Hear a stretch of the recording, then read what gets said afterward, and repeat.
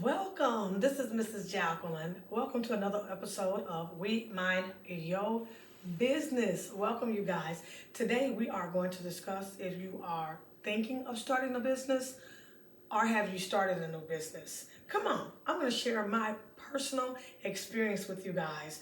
Maybe this will help you guys avoid some of the valleys that I've been through. So come on, join me. Congratulations on taking the first step. Even thinking about starting a new business.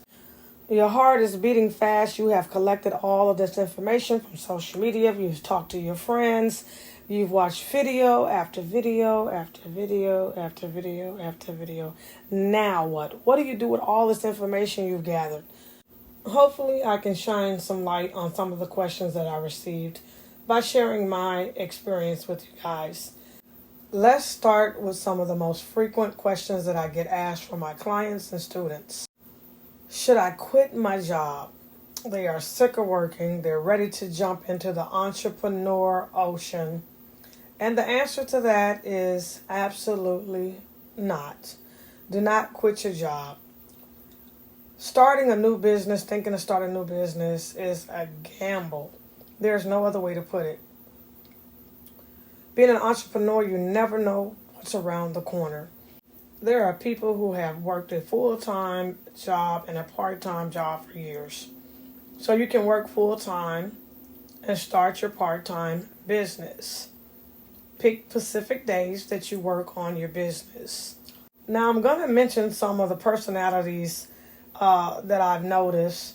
And if I mention yours, leave it in the comments. There's no judgment zone here. Just let me know if I mention your personality. I know that sometimes people are a procrastinator, which is okay. Sometimes it's just scary to start your own business. So we have our procrastinators. So pick a day, a couple days out of the week, 3 days out of the week that you work on your business. Maybe you can start off with hours, a couple hours after work, a couple hours before work, depending on what type of business you're trying to start. So therefore, you're not all over the place and you don't get overwhelmed and then now you're procrastinating and you want to scream. So pick specific dates and times for your new business venture. Now, these questions aren't in a specific order, but this is one that I get quite often as well as where should I start? I've gathered all of this information. Where should I start? Sometimes people get too much information and they fall for the shiny syndrome. This sounds good. That sounds good. I can do this. I can do that. I want to do this, but I really want to do that. Find a niche. There's a video that we did. We had an event and me and my sister spoke. And I said, find your niche. And she was saying that it's okay to kind of float around and not niche down. And we both are right. We both had an opinion about that. Now, for my first time business owners or someone who's just getting started, I do not suggest that. Find something that you can do all night long without a break. Niche down to that. Now I remember Steve Harvey mentioning that all he wanted to do was make people laugh. And I remember when I was just getting started and when I was young, all I wanted to do was make people beautiful. Those of you guys who know me know I started off in the beauty industry. But the reason why I want you to niche down is because, and find one thing, is because that one thing can take you to the other areas that you want to go. Like I said, Steve Harvey wanted to make people laugh and he ended up doing radio, Family Feud. I mean, just all kind of things. So, but when you're just getting started, find that one thing. If you don't, you're going to be all over the place and every new shiny thing that comes out is going to pique your interest and you'll be all over the place and you'll be doing a bunch of nothing. And so that's another one of the personalities is the busybody. I can do this, I can do that, I can do this. So when you're just getting started, find something that you just absolutely could do all day.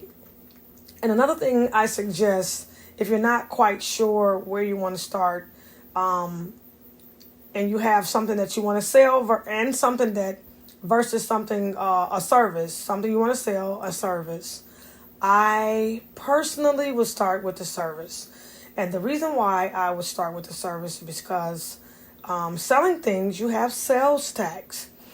And if you're starting off, you may not always have the experience to separate the two, your sales tax and your earned income from being self-employed. And sometimes it can be tempting to, spend the sales tax because you're robbing Peter to pay Paul sometimes when you're first getting started. Now, if you are really, really, really controlled and organized and you know that you're going to take the taxes out and put them aside and prepare for that to pay taxes, then so be it. But if you know that you're not quite there, you may not be able to handle that in the beginning, and you have two things in your head. Oh, I want to sell these products. I want to, and I also have a service that I want to provide. Personally, I would pick the service. So that's my take on that, and I get that question a lot. Where do I start? So I hope that helped out a little bit for our all over the place personalities, and there's nothing wrong with that because sometimes when you're a genius, you have a lot of things in your head and you just don't know how to quite organize them. So for the people who don't really know where to start, hopefully that'll help. Again, I started off in a beauty business. I loved everything beautiful. That took me to the real estate business. I didn't want to fix up someone else's property, put plumbing, heating in for a salon and a hair supply, and they raised my rent, and then I wouldn't be able to afford to be there. I seen that happen to many people. So that got me into real estate. I purchased a commercial building, and after the commercial building, I took off in just so many different directions, and then I end up getting my real estate license. So once you start off with the thing that you're just absolutely obsessed with, you're tenacious about it, you can do it all night, you forget to eat, that's a great place to start. Now, I'm not suggesting that you don't eat, but what I am saying is when you're nice and tired and you feel like giving up, your passion is going to kick in. So that lets you know that you're in the right place. Now, I know this seems pretty simple, but some of my clients that may even be listening to this, they know that quite a few of them get hung up on this, and that is naming their business. This does not have to be this difficult.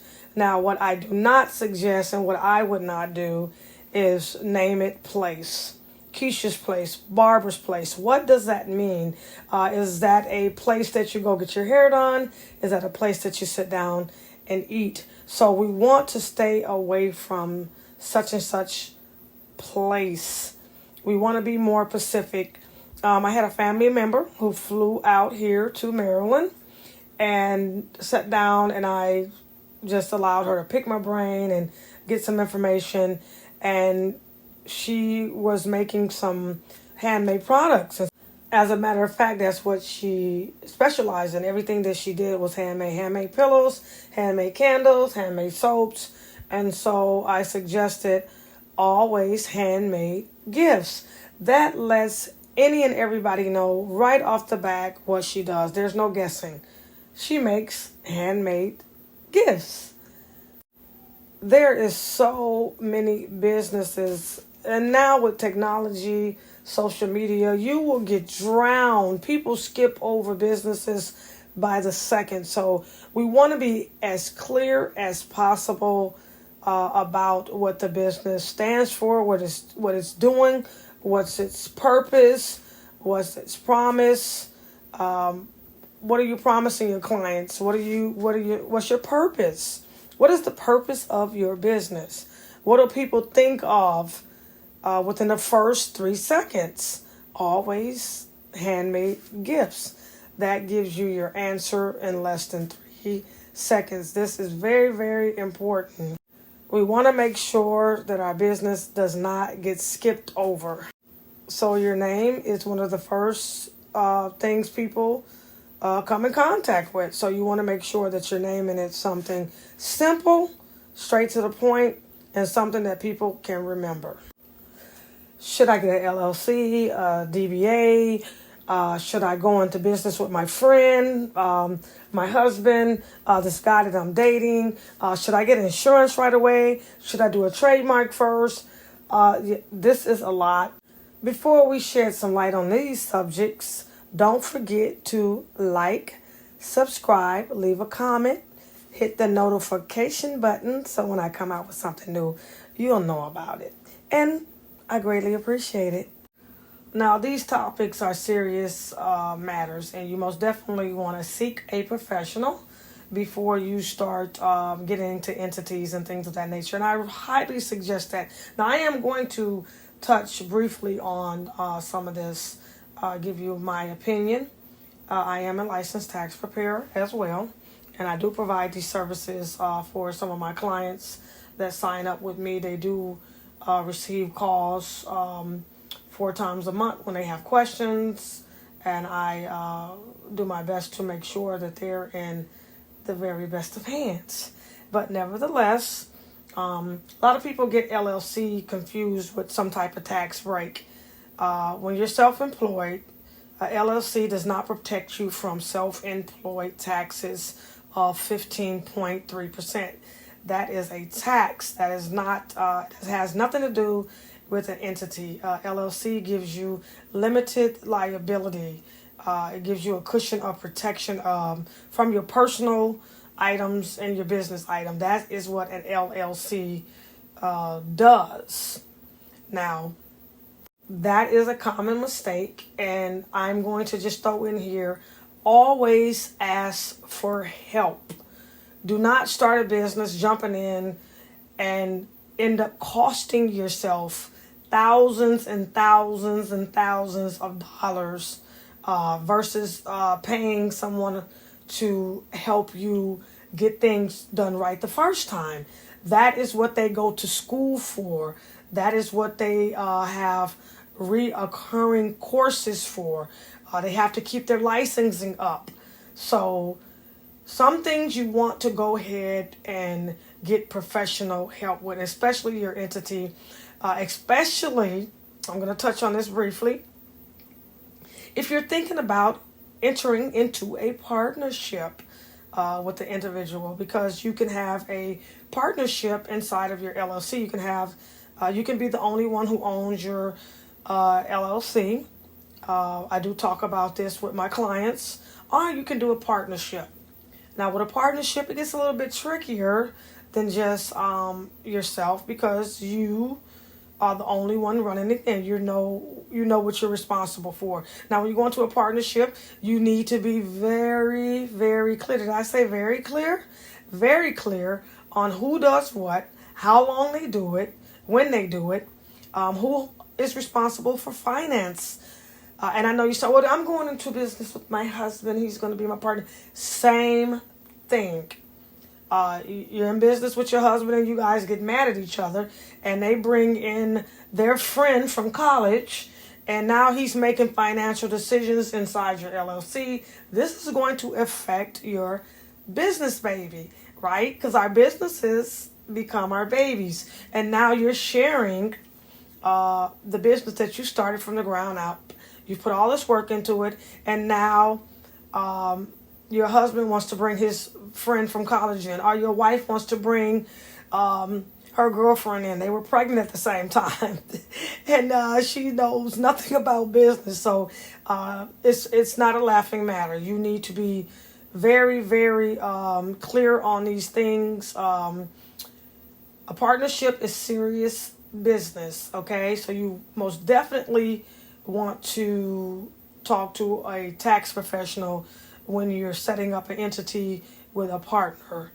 You can get into some serious legal issues, especially if it's with somebody you don't know, somebody you do know. So entities are they're more serious than people think they are. When you're just getting started, when I just got started before I made any money, I didn't have any money to keep up with that. I did a DBA, doing business as, and I was a sole proprietor until I started making some money, and then I moved into an entity, and then I started looking into different insurance, and I also did some trademarking. And if I could go back, I would have gotten my trademark first, because I ended up blowing up and having a successful business. So I remembered really quickly a story that I was that I had heard. It came from Cash Money, one of those guys, or somebody in that Louisiana clique, and they were talking about the word bling, and they were stating that they wish they would have gotten that trademark, because they didn't, and it just blew up. It went viral. So sometimes trademarking is more important than anything, and it depends on what type of business you're starting. If you're just doing some basic baskets, say you're making baskets, I don't think it's necessary. I'm going to say I wouldn't get business insurance right off the back. And if it's just you, sometimes it just depends on what type of business you're in. But if it's just you and you're making baskets, my personal opinion is you don't need to run out and get an extra expense like that right away. Of course, if you start off with your EIN number and you have people on your payroll, of course that's necessary. You can't do any of that without insurance. You need insurance for stuff like that. But if you're starting off with something really, really small, your expenses are going to come. Just don't try to dive in too quickly, spending a bunch of money on things that aren't necessary at the beginning. Start making some money, and then you can get into some of the heavier things. But when you're just starting off, things are going to get tight. And a lot of times we have these business ideas, and we invest all of this money into them, and we have no idea what we're doing. And when we find out they don't work as quickly as we want them to, we end up giving up, and we spent all this money for nothing. And now you have all this stuff going on, this entity, this business insurance, this, trying to sound super fancy, and you end up in the hole. So my suggestion and my disclaimer is to get a professional. Talk to a tax professional. Get a business coach. I offer these services. I am a tax professional. If you're not going with me, go with somebody. I would love to have you aboard. I would love to help you and assist you in all of your business needs. Well, whatever business need that I am qualified for. And if I am not qualified for, someone that I know that is qualified in my team that I socialize with and network with, I outsource quite a few resources to people that contact me that are members and have subscriptions with me. So yes, you guys, make sure you do the right thing with that. Don't try to take shortcuts in the wrong area. When you're doing your entity and things of that nature and messing with your taxes, you want to have a professional. That is my disclaimer. Also, I am wishing every business on this planet success, prosperity. Stay happy in your business. Stay childlike. Have an open mind.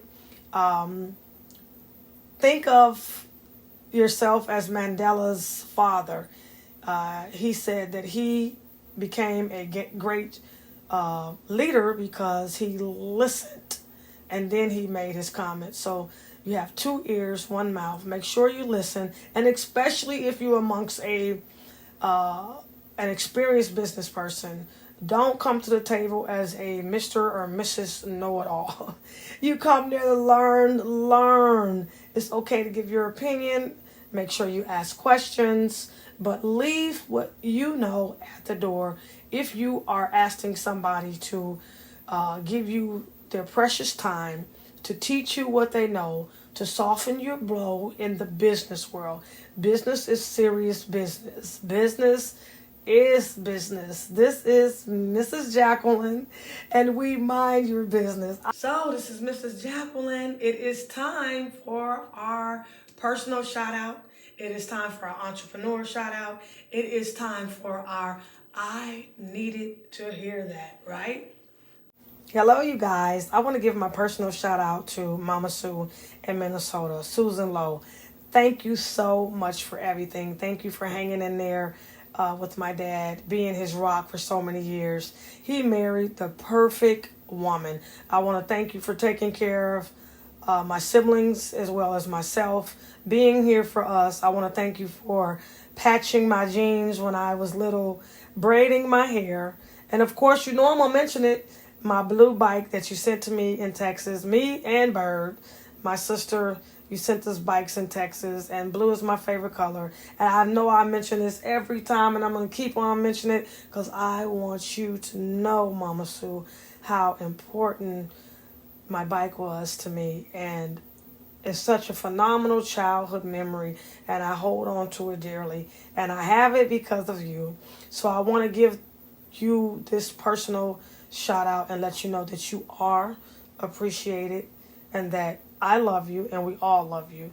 Thank you, Mama Sue, for everything. Oh, and thank you for my cookies too. Are you looking for the best oil for the summertime? Peace of Mind oils are the best. Keeps my skin nice and moisturized. Look at that, so shiny and smooth. Definitely great for summer. Smells delicious. I have the orange tangerine. Smells so good. And you can purchase this at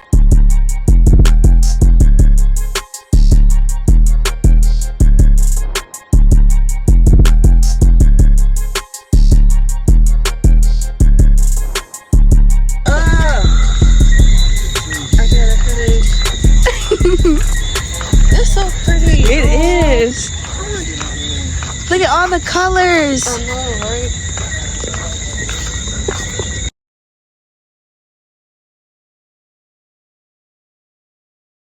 If I had $1 for every time I heard what you don't know can hurt you, well, that's the truth. Leave in the comments if you've heard this before. Well, it is the truth. Sometimes when you come from humble beginnings, you want to overcompensate with materialistic things. Buying our children shoes, $150 shoes. That is okay if you have stock in shoes. We have to start learning how to have assets instead of stuff. If you're buying $150 shoes, that's fine.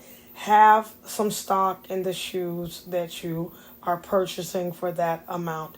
Buy some stock in whatever you spend a lot of money on. If you are a diabetic, buy some stock in insulin. If you like plastic surgery, buy some stock in some of the medications that they use for that. I think you're getting the picture.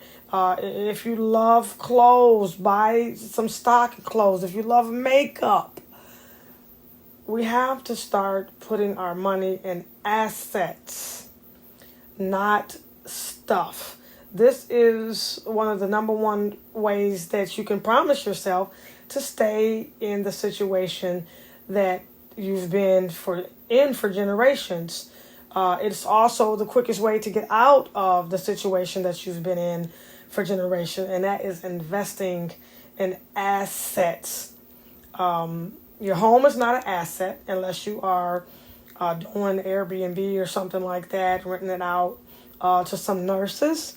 But start thinking about assets, things that can generate you income when you're here, when you're not here. Learn about estates, how you can transfer your estate to someone you love and give them a heads up. This is important. It's time to change things around and give our babies an advantage that we didn't have and stop teaching them to buy more stuff. Let's buy some assets. Let's teach our babies how to buy assets. And that is, I needed to hear that today. I hope someone could use this. This is not a put down. This is a come up. And what we don't know can hurt us. So, that is, I needed to hear that. Well, you guys, this is Mrs. Jacqueline. I'm holding you up. I would never hold you down. That is our episode for this week. We Mind Your Business. Thank you guys for joining me for another week. And find someone to be kind to. Even if that someone is you. I always appreciate you guys stopping in and joining me. Don't forget to like. Don't forget to subscribe. Leave a comment. Press the notification button. And until next time, I love each and every one of you guys. And also, you guys, if you could, say a special prayer for my dad in Minnesota. He is having some health issues. Take a few seconds of silence. Dad, you are already well. Thank you guys for tuning in. I really appreciate you guys. Book your free Zoom session today. Don't hesitate to get the help you need, as our 10-minute free Zoom sessions aren't going to be available for long. So test the waters and book your free 10 minutes today.